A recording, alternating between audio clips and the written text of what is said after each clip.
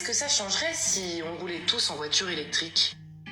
Eh bien, il n'y aurait plus aucun gaz à effet de serre émis par la voiture, plus personne n'aurait d'asthme en France, les animaux reviendraient par millions dans nos contrées en chantant des chansons. En fait, la France ressemblerait à une sorte de Disney géant sous LSD où tout le monde se...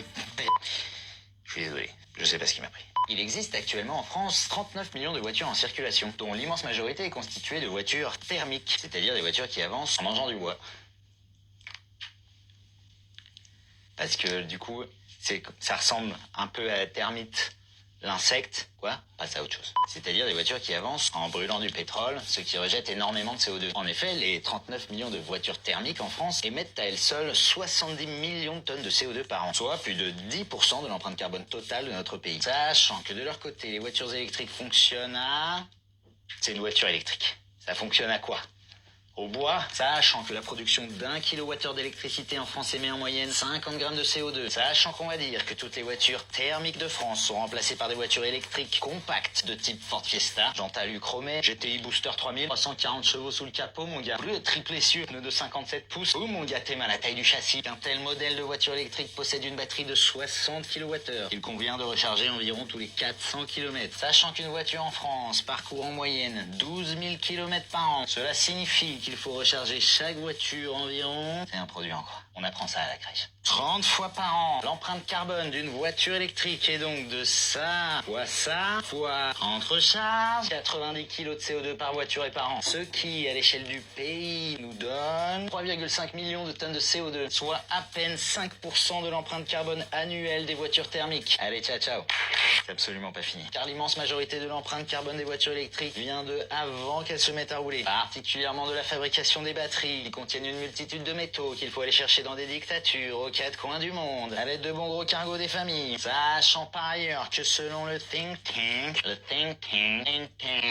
le groupe d'experts Carbone 4, l'empreinte carbone de la fabrication d'un seul kilowattheure dans une batterie de voiture électrique s'élève à 100 kg de CO2. Cela signifie que pour la construction d'une seule batterie d'une puissance de 60 kWh, on rejette dans l'atmosphère 6 tonnes de CO2. Multiplié par le nombre total de voitures de la France, on obtient le montant faramineux de 240 millions de tonnes de CO2 rien que pour la fabrication des batteries des voitures électriques, soit 3 fois plus que l'ensemble des véhicules thermiques qui circulent actuellement, soit une bonne grosse idée de merde.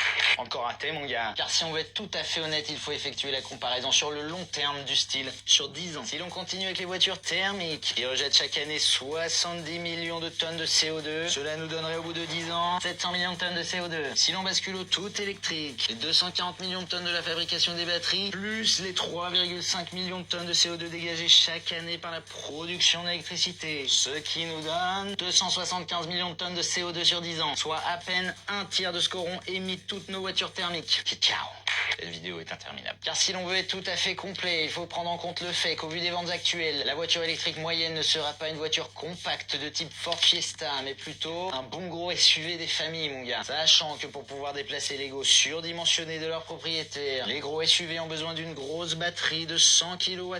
Que pour fabriquer cette grosse batterie, il faut dépenser 10 tonnes de CO2. Que si toute la France roule en SUV, cela nous donne 390 millions de tonnes de CO2. Sachant enfin que la grosse batterie d'un gros SUV consomme chaque année 3000 kWh d'électricité, ce qui représente 150 kg de CO2 par voiture, soit un total à l'échelle du pays. C'est toi? Je suis tout seul. Soit un total de 6 millions de tonnes de CO2 par an à l'échelle de la France. Tout ceci nous donne donc sur une période de 10 ans, ça, plus ça, fois ça, 450 millions de tonnes de CO2, soit 35% de moins que les voitures thermiques. Soit une baisse intéressante, mais pas dingo non plus. Ouais. Bah du coup, fais du vélo, quoi. Ce sera plus efficace. À la semaine prochaine.